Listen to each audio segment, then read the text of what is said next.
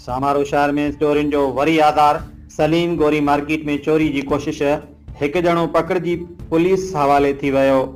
सामारो शहर के main bus stop ڀرسان सलीम غوري मार्केट में वाक़ फैसल क़ائमخاني की दुकान ते गुज़िरियल रात देर सां चोरन पारां शटर तोड़े चोरी करने की कोशिश की हुई। वारदात दौरान एक ॼणो मौके ते पकड़जी पियो जॾहिं ॿ साथी फिरार थियण में कामयाब थी विया। ऐनी शाहिदीन मूजिब वाक़ियो ॾिसण बाद शहरन वॾियांग में गॾु थी चोर खे काबू करे वरितो ऐं पुलिस हवाले करे छॾियो। इतला मिलण ते पुलिस वाक़े वारी जाइ ते पहुची सूरतहाल ते ज़ाब्तो आंदो। ज़रिन मुताबिक CCTV फुटेज में ॾिठो वियो त टिन ॼणनि जे टोले रात देर सां दुकान जा ताला तोड़ण की कोशिश कई, जिन में हिकु ॼणो पकड़जी पियो। फुटेज सोशल मीडिया ते भी वायरल थी वही है, जेका सोशल मीडिया सेंटर TV पारां पुण हासिल कई वही है। पुलिस वाक़े की जांच शुरू करे छॾी आहे ऐं फिरार थियल चोरन की ॻोल्हा लाइ कार्रवाई जारी है। Report Dr. Bagani, divisional bureau chief, social media centre Sindh.